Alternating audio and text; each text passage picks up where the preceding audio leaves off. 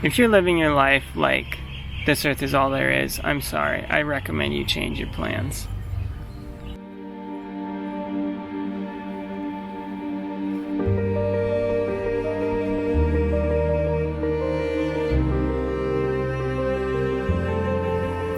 Hello friends, and welcome to Mission Viewfinder.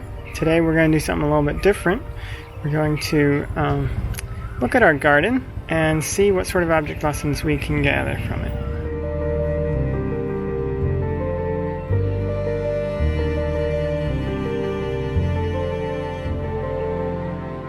One of the things that I think we can learn from this pumpkin plant is that this pumpkin plant actually needs help from the outside just in order for the fruit to get pollinated.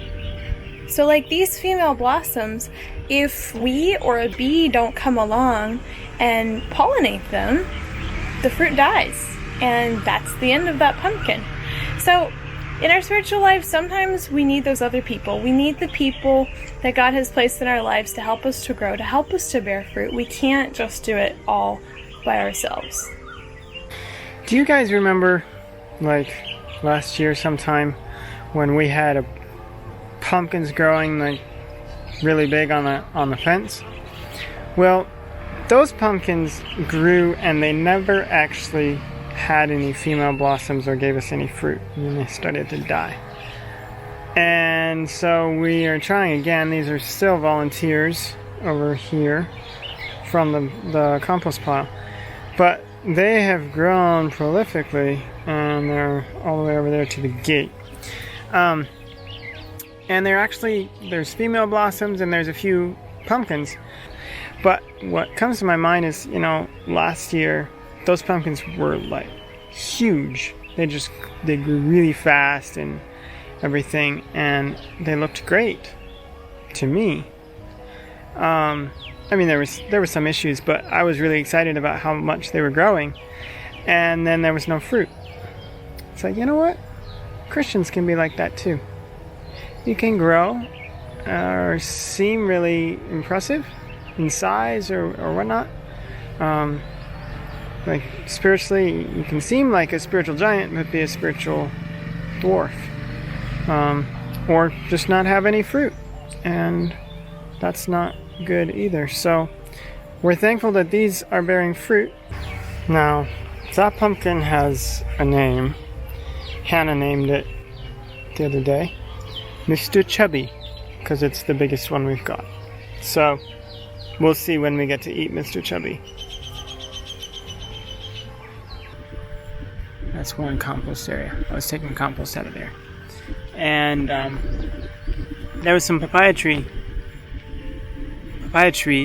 growing in there, and so I stuck them in here, and I've put compost on them, I've mulched them, I've fertilized them.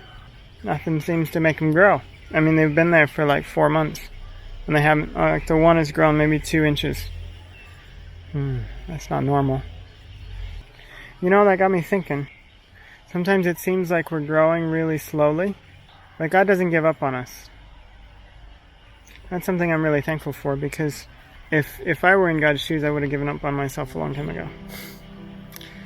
But He hasn't given up on me.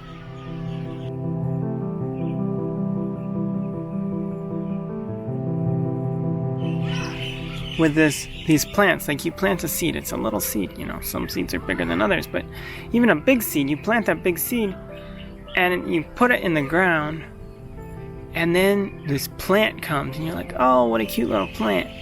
And then, the thing, like in the sense of these pumpkins, the thing just comes and takes over, basically. And, in a good way. Like, we wanted it to climb on the fence. It's not a problem, but it's like there's so much plant that came from such a small seed. And it's really amazing to watch that grow and get bigger. And especially when it gives you, a pumpkin. You're like, yes, this is awesome. I think that's the way God works. God is the one who makes the plants grow. It's not us. And in our own hearts, spiritually, we can't make ourselves grow. Now, God is just as willing to change our hearts It was used to make a seed sprout and grow. I think it's really cool how this cabbage is starting to develop little heads. And it's like, you know, it's hard to see it, but it's like there's new leaves and new stuff going on, and it just sort of happens. You know, pruning can have a lot of different purposes. For example, when I prune this bush, it's simply because it's getting all hairy. It's getting all these little branches growing off of it, and we want it to look nice. We want it to look nice and trimmed, and that's why we prune it. Then there's some other things that we prune, not because we want them to look different, but because it will affect how they grow. For example, these tomato plants back here have been getting a lot of pruning in the last couple weeks. Jonathan pruned them once, and then I came and pruned them again, and I'm not an expert pruner, but something that I've been learning is that if there's a bunch of really long branches going off the main stem that have fruit on them, they tend to suck a lot of the nutrients, and the plant doesn't grow up so much. These little passion fruit vines that are over here are also another example of the same kind of thing. They were growing great, they're still growing great, but they had all these branches coming off the bottom. You can see we saved one of them here because we want to cut it and maybe plant it.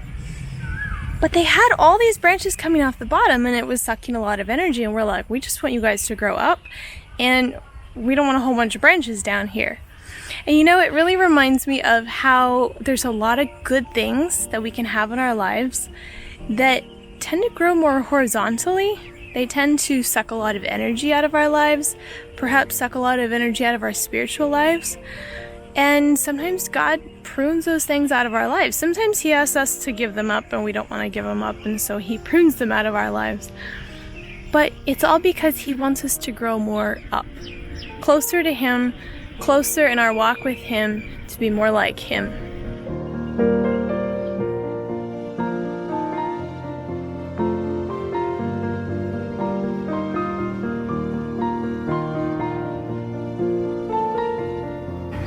We have a limited time on Earth. If you're living your life like this Earth is all there is, I'm sorry, I recommend you change your plans. And even if you are planning on this world ending as we know it and going to heaven, but your life isn't actually aligned with that, think about that. Time is short. I mean, like, this world isn't going to last forever. And the question is, are you going to be ready when Jesus comes back? Just like we've been preparing our garden and planting seeds and watering and praying for them, it takes work for us to be ready spiritually, for us to grow.